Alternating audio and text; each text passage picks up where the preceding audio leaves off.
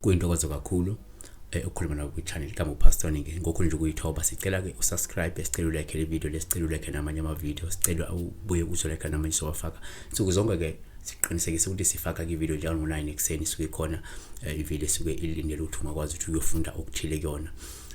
Sicela ukuthi ke ube i-paying member kuyona i-channel ukuthi ukufake la ucontribute ngemali engango-R9 every month. Lokho kuyosiza kakhulu ukusustaina ikakhulukazi ukuthi i-content le iyakwazi ukuthi kuyelekelele phela nawe khombisa ukuthi iyakusiza i-content ukuthi ucontribute ngo-R9, but you can also use i-account number ekhona ungakwazi ukuthi ucontribute ngaloko ungakwazi ukuthi ucontribute ngakho using that account. Sibheka nje iphupho njengenjwayelo la elikathuthwa kamchunu ukuthi ke uphupho ibhubesi elimhlophe.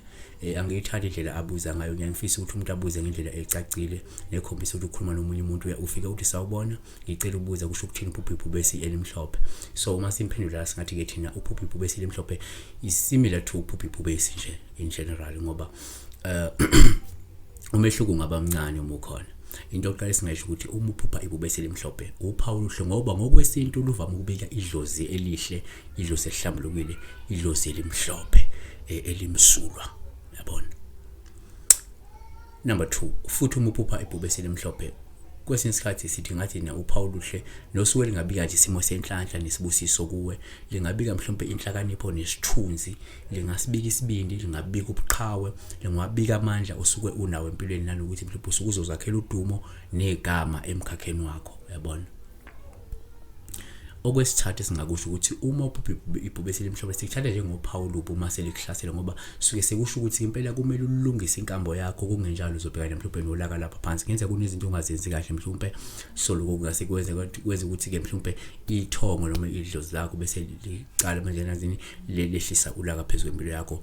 Number 4 esingakusho ukuthi uma uphupha la ibhubesi elimhlophe uphawu lubi futhi uma likuhlasela ungaphinde kusho ukuthi kumele uqaphele umuntu owumkhohlisi, noma uqaphele isela, noma uqaphele umuntu oyiphoyisa, noma ke umuntu ongaba isitha ongenze kuzokuthwalisa kanzima empilweni, yabona. Number 5 kuyenzeka futhi uma uphupha ibhubesi elimhlophe sikuthathe njengophawu luhle uma lingakwenzi lutho, ngoba lokho suke kusho ukuthi noma kusho ukuvikeleka, noma kusho ukuthi uzovikeleka uphephe, noma uphinde uchume futhi uthuthuke, uphinde uphumelele ngenxa yomuntu omkhulu onamandla futhi ohlonishwayo nokuxhasayo futhi okwesekayo empilweni, yabona. Uma ibhubesi elimhlophe uphupha futhi singasho ukuthi uphawu luhle ungakwenzi lutho lubi, ngoba kungaphinde ukuchaze nje ukuthi wena mhlawumbe umuntu onenhlanzeko, umuntu onesimilo, umuntu onamandla, umuntu onokuqonda nenhlakanipho kanye nesibindi nje, yabona. Kodwa futhi uma ngenzeka uphupha ibhubesi elimhlophe lifile sekungasho ukuthi ngenzeka kunomuntu ozondlula emhlabeni okade ekuvikele, okade ekwenza ukuthi uzizwe uphephile, nokade kuyena okade kweseka empilweni, ekuxhasa entweni odingeka ukuxhaseka kuzona nje empilweni. Siyabonga kakhulu ke, ungakhohlwa ukusubscribe kule channel bese ulike le video le, bese ulike ama video siwenzile previous, nokuthi ulike emanye sizokwenza, nanokuthi become a pay member. Pay only R9 ngana kwethu a month. Lokho kuyosiza kakhulu ukuthi sikwazi ukuthi sinikeze more time ukuthi sibe nayo, ngenxa yokuthi sizokwazi ukuthi ke sinayo a source of income, noma ke something enza ukuthi sikwazi ukuthi sibe sustainable. Then we give you more time, sihlala nawe enough than we need to go and fend somewhere else. So siyabonga kakhulu. Ngenkulunkulu ke kulonke, uNkulunkulu akubusise.